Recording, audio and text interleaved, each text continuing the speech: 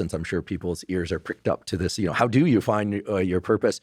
Could you share with us what it is to find one's purpose and how early life events perhaps can cue us to what that purpose is for each of us? Well, thank you for that marvelous introduction. I'm almost blushing. That's fantastic story. Well, being a human being is not easy as opposed to an animal because we're born and nobody gives us like a direction. Our parents might be a little bit, our college, teachers, etc., mentors, but generally we're on our own. And it's a very, very difficult process. You wake up in the morning and you don't really know what you can do. You could choose 12 different paths. It can be very confusing and very overwhelming. When you find that sense of purpose, when you find what I call your life's task, everything has a direction. Everything has a purpose. Your energy is concentrated. It's not like you're just going down a single narrow pathway. It's not like life becomes boring and it's just about discipline and solving problems. It's actually the most exciting thing that can ever happen to you because you never have that lost feeling. You wake up in the morning and you go, yeah, this is what I need to accomplish. People come at you with all kinds of distractions and boring and irritating things. You're able to cut it out. It's just the most marvelous piece of internal radar that you can have. So I genuinely wish that everybody can find that kind of internal radar. And so it's not easy, and I understand that. There's no like instant formula because we're all about instant formulas. It's difficult, and I want you to know that. So it's not like Robert can give me the answer in 3 minutes. No, I can't. But there's a process involved. It's not, a mystery. You can't follow a very singular process. And the idea is, you're talking about childhood.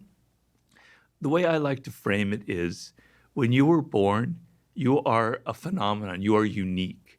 Your DNA has never occurred in the history of the universe, going back billions of years. It will never occur in the future. Your life experience with your parents and everything that you experience in your early years going on up is unique. It's yours. You're one of a kind, right? So that is your source of power. To waste that is just the worst thing you can do in your life. And what the power is finding that uniqueness, what makes you you, and how you can mine that, and how you can go deep into it and use that to create a career path, right? And so I tell people when you're a child, when you're 4 or 5, or even younger, you have what the great psychologist Maslow called impulse voices. They're little voices in your head that say, I love this, I hate that. I like this food, I don't like when mommy moves this way, I like when daddy comes from here.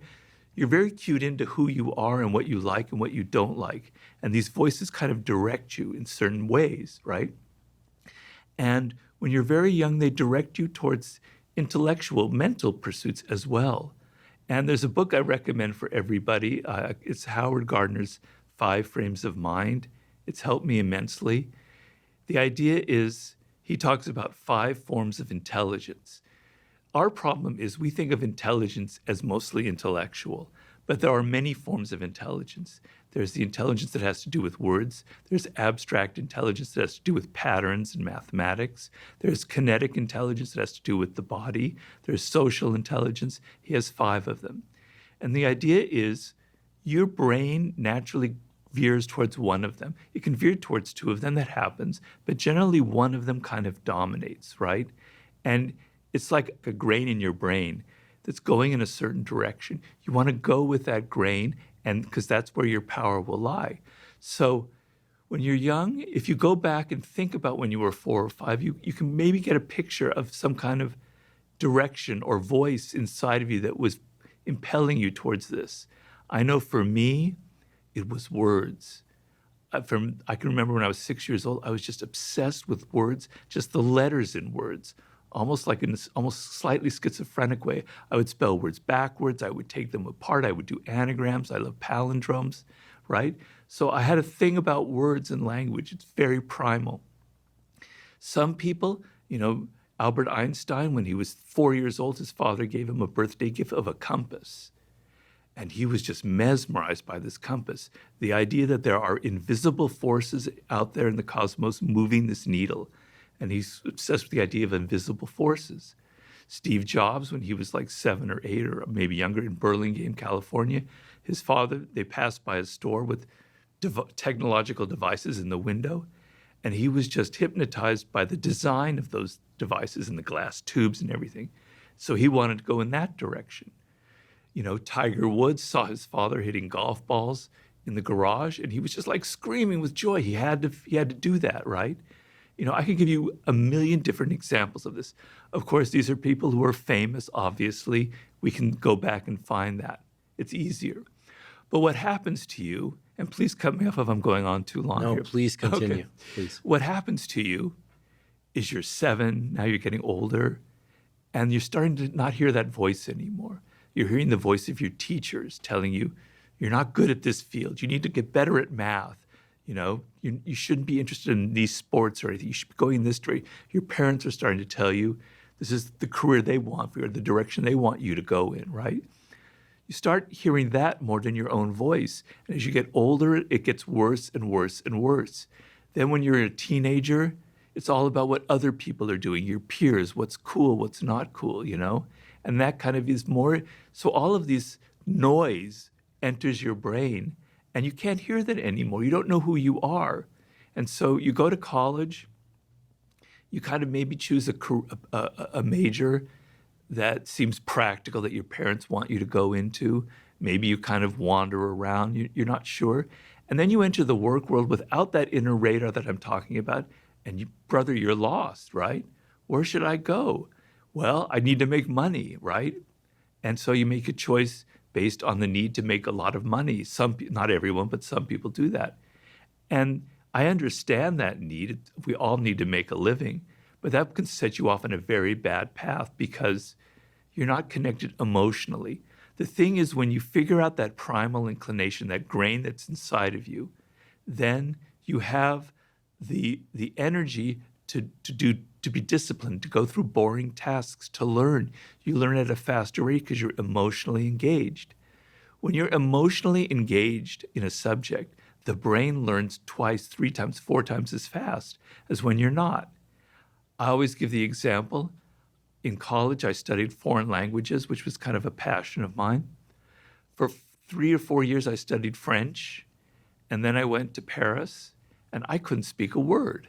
It was useless because it didn't teach me anything practical, right? I was totally confused. But I was in Paris, and I loved it, and I wanted to live there, right? And I had a girlfriend, and I needed to speak French to her. And I can tell you, in 1 month, I learned more than those 4 years of university because I wanted to, because I was engaged. My emotions were there. It was like I had to survive to learn French. So most of us, we don't have a need really to learn this subject. We're paying half attention. But when you find that thing that really connects to you, you're paying deep attention. Your emotions are engaged. You're learning at a much faster rate, okay? And so the thing is, how do you find that when you're older? When you're 21, I give people a lot of help, and it's usually not so difficult. We can go through that process. It gets harder when you're 30 and you've been wandering around, but it's not impossible. I didn't really find my exact path until I was 38, 39, to be honest. So there's hope. When you get 40 and you get 50, it gets more and more difficult, right? And it's very sad if you wasted that seed of uniqueness that I'm talking about. And I tell people there are ways of going back, and we go through a process like archaeology. We have to dig and dig and dig and find those bones from your childhood that indicated what you were meant to do. But when you find your life's task, everything opens up. It doesn't mean you figured out, okay, I've got to aim for this particular job when I'm 28. That's not how it works. It gives you a sense of direction. You can try different things. You can experiment. You can have fun when you're in your 20s. You're going to learn skills. But it gives you an overall framework instead of, whoa, all of this confusion, this chaos, social media, the internet, I could go here, here, here. You're lost at sea. It gives you a very important sense of direction, a compass.